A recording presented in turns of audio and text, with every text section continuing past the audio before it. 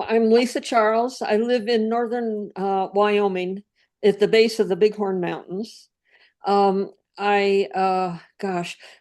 history of the artist is really short. I don't ever remember taking any art classes in school.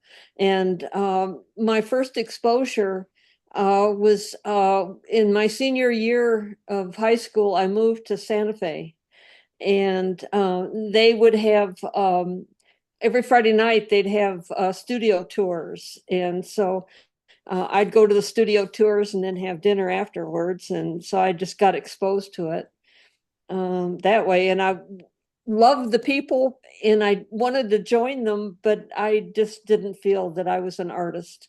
I eventually owned a business. My education is accounting.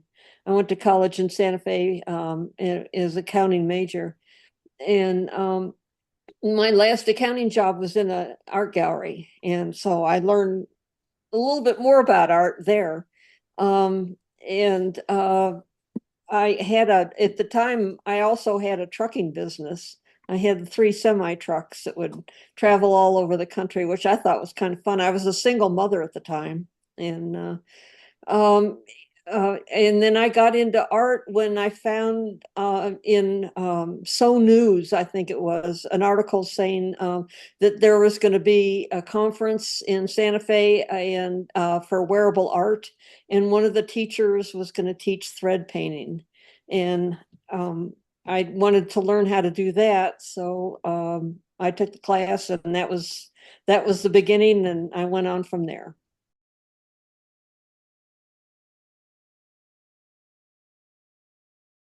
Oh, I had that written down because dates are hard for me. 1993. When I was in school, uh, just with my allowance money, I'd go buy embroidery kits and do hand embroidery, and I like making things, but I'm a creature of the 50s, and women weren't allowed to get jobs building things, and so I just kind of built things with kits, and I like paint by numbers, but I couldn't draw, so I didn't know how to paint. So,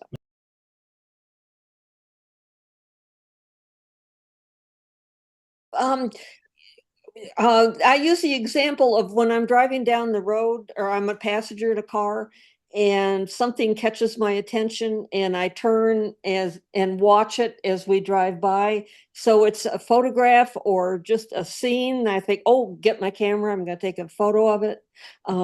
It just hits me. Mhm.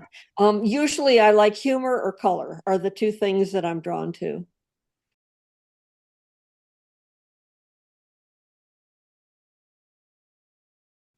I have dyslexia, and when I was in school, I was lazy and stupid were the titles that I was given. Well, this is in the 50s. They didn't know what dyslexia was. I Mhm. wasn't diagnosed till my son was diagnosed, and I said, "Oh, that's me." Yeah. So, yeah, it's validation that I'm a worthwhile person and can contribute.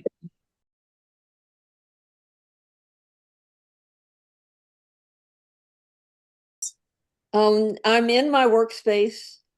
I have two sewing machines because I need a backup in case I'm on a timeline. Um, uh, I I work with thread, and it cannot be exposed to light and dust. So everything's put away, and I have drawers and drawers and drawers filled with thread. Mhm. If you can see the red toolbox behind me, that has thread in it.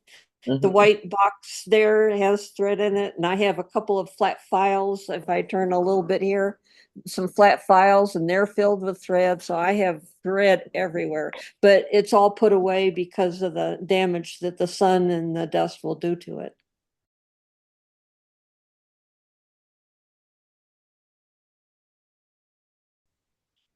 I start with the image and I transfer it to canvas, and then I put it under the sewing machine. The needle goes straight up and down, and I move the fabric, the canvas.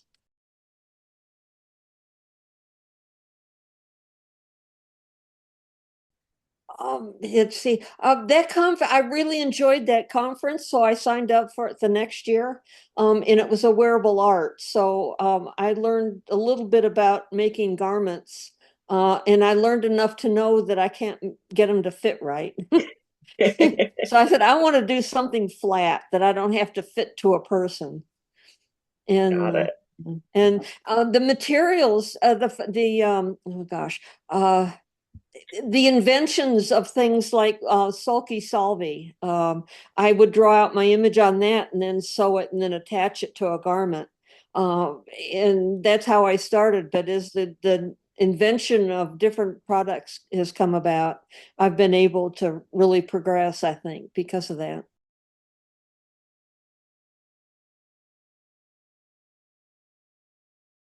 Anywhere from 3 weeks to a year. I have one piece or two pieces that took me an entire year to do.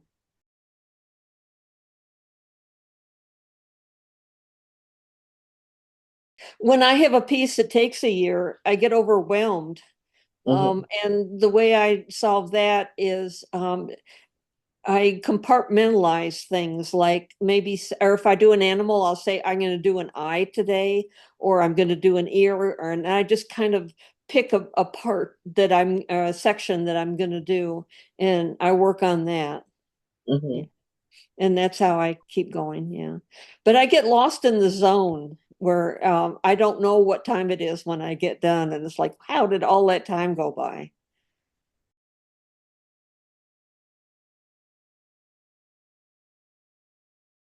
I have a good friend in the local fiber guild who's a wonderful photographer. And she offered for me to look through all her photographs. And when I saw Bad Hair Day, I laughed out loud.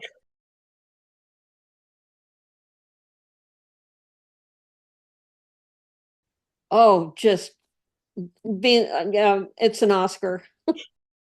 Yeah, I'm nominated for an Oscar. Being in your show is the Oscar.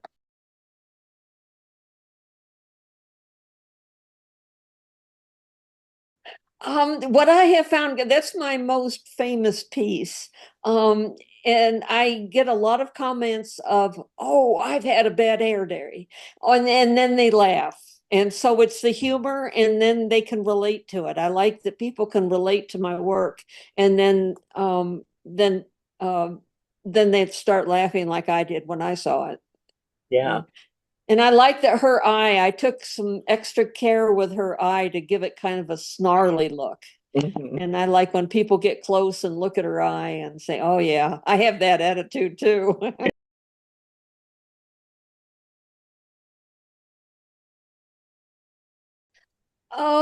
Find a group or go to a quilt store and ask for help, and they will jump at the chance to help. Yeah. And then once you get started, and don't worry about how good or bad it is, do it for yourself.